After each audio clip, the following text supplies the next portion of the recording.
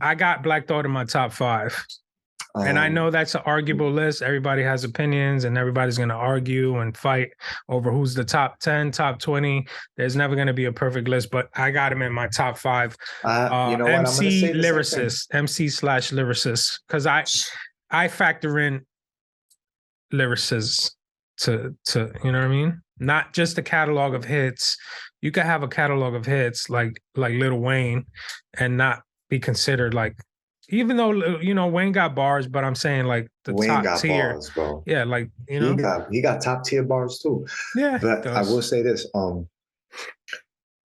what you're saying is 100% right. So maybe there has to be different kinds of lists, you know, like I know, shout out to hip hop. I know we just recently made 50 years, right? And they had a list. 50 years. But there's like, it's a good point you bring up. And it's actually shout out to Iron Many. You know, I follow him.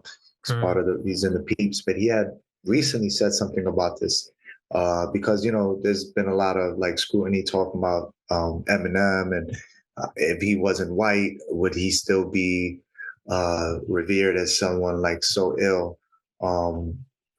And what he said, that made a lot of sense. And I'm going to tie it back to what you said, that there's different categories, right? The catalogs, all of those things make it subjective, right? It is, because if you love them for X, Y, Z reasons, and I love this person's album for X, Y reason, those are subjective. There's all different kind of POVs. So in order to really, really gauge who is top MCs, you would need something that is not a subjective, that it's more tangible. And what is that other than like rhyme skill, your skill set, right? Whose skill set, who can display some of the craziest wordplay flows? Eminem, right? Like, yeah, you sent me, is that a new joint? Eminem? I don't even know, but I recently heard that. I heard that. I was like, yo, he fucking went off. But so can Black Thought. Black Thought goes off, right? Yeah. So now Black Thought, who may not have that catalog as Jay-Z and as Nas and everyone else, but he's fucking one of the illest, right? So there would have to be different lists, man. And if we're really going to aim at something not being subjective, and not going to base it off of sales and catalogs, and we're just going straight off the skill set. Yeah, the skill set. So what's your breakdown of what makes a dope MC? Like the flow, the cadence, the delivery, the voice a little bit, the metaphors, the wordplay, you know, the way they intertwine with words, all that shit factors in, you know. 100%. You just said it, a lot of rappers nowadays don't believe in none of that shit. They don't. They're talking nonsense. Listen, and look, man, I don't want to be them OG heads right now. I mean, we are though, but we could talk that shit. We're not shitting on anyone. We're from the golden era. We can, right? But like, I'm gonna give you an example. Recently, you know, Wifey keeps me in tune. Always a post check on Spanish hip hop, right? Or whether it's trap or whether it's like reggaeton or in-depth stuff or like rock stuff, right? Always Bombay Stereo, shout out to them, like stuff like that, or Bad Bunny, right? Or Karol G, or excuse me, or whatever other Colombian. There's a lot of talented. She knows all the new Colombian. There's a lot of talented Latino artists. But there's this dude called Fade, right? He's not new, but like he has a lot more songs. He's buzzing right now. So she played him and just a few songs. And again, the music, lyric wise, I'm always checking for lyrics, wordplay, how witty they are. It sounded dope. But we turned everything up and we noticed how every song we played had auto-tune. So it's really like we're at that age where I think people go into the studio knowing that their voice can be altered already. So they may not be shooting to sound the best authentically because they know that they're going to have some support. And nowadays, because look, even me, like I'm recording my stuff and let's say I throw one or two bars, may not hit the pocket like the way Luminary grabs it, pulls it back just a second.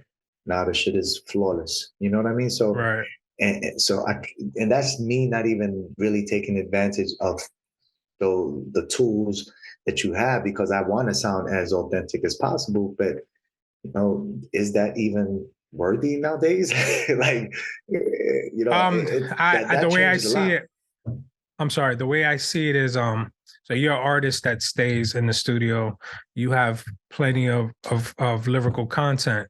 And so I think there's a pro and a con to that. Okay. And so here's what I mean by that.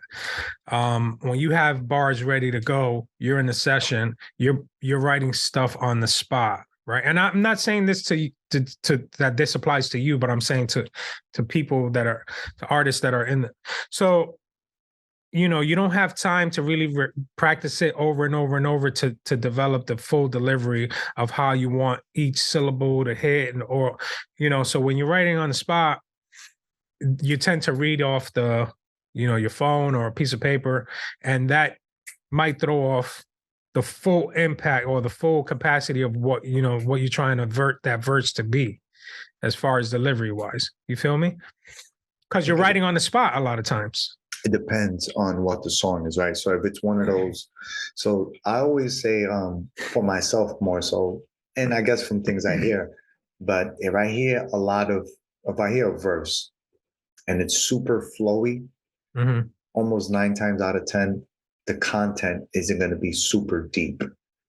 So I feel sometimes you have to compromise a little bit of what you're saying, depth wise and wordplay wise, to fit a flow. If not, then you're going to compromise a little bit of the flow to put in a message more so. You know what I mean? Yeah. And I'll give an example like a KRS-One, right?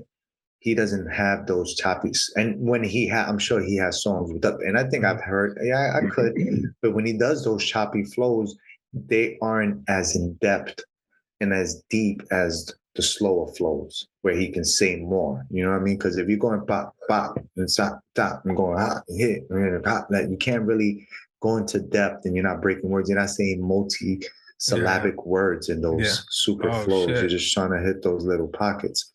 Syllabic. But we've been hearing, and again, I don't think anything's wrong with auto-tune. I love, more pop shit. Wherever I could fit it in for myself, I do. Do you think? Let me ask you a question. Do you think auto-tune? Because auto-tune, you could say, was played out 10 years ago, right? So you think it's been reinvented as a tool to be used again, or you think it never faded away? Because auto-tune's been around for a hot minute. We're talking more than 10 years. It's the norm now. So before, where it was very subtle and you won't hear it as much, now it's more pronounced. And now you hear it like up front. Like I'm telling you, we were blasting songs, and I'm not going to say anybody who we're listening to in particular, but every song we heard back to back, there was a bunch of auto-tune on it. And it was like apparent, like you could hear it now. So it's like regular now. It's a standard now. It's normal. Do you think that's cool though? You're rapping. What do you think about that? Do you think I don't think it's always needed. Right. I think it's being overused. Yeah, like you have Kanye. Kanye uses it, but I think he uses it like really well. Watch how you talk about him. Right? But then you have somebody like Little Baby, who's nice. He's nice as fuck, right? But he puts it on every verse. You hear it. Yeah, I can't listen to that. And I'm like, damn, bro, I don't think you needed it for that verse, bro, because it sounded dope anyway. So I think that if it doesn't need it, you shouldn't put it. But because it's probably like a standard now, it's a stamp. If you don't have it, you may sound a little dated or whatnot, But then again, if you do have it, is 10 years from now, that's going to sound dated as well. Some people don't mind sounding dated. They want to keep that gritty hip hop sound. Right. Yo, you got these fucking teens. You got teenagers running around right now sounding like 90s rappers.